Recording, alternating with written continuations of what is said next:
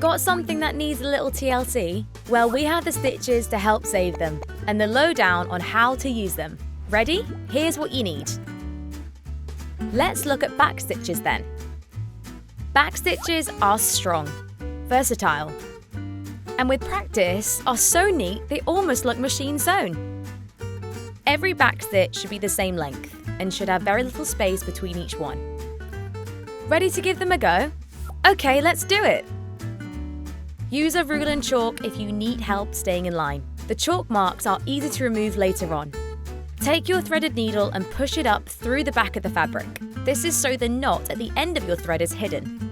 Push the needle back through the fabric to create your first stitch.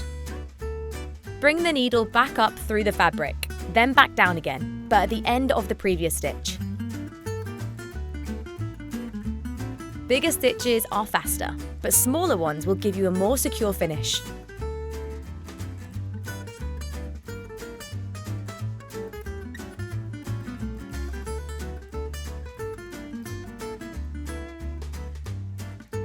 Stitches don't need to be perfect. Your clothing just needs to be worn again.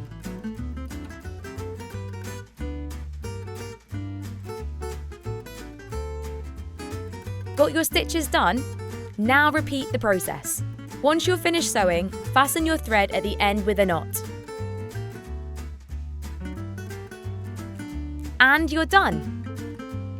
You've got your back stitches in the bag. Want to know more? Check out our other sewing videos for your next repair project.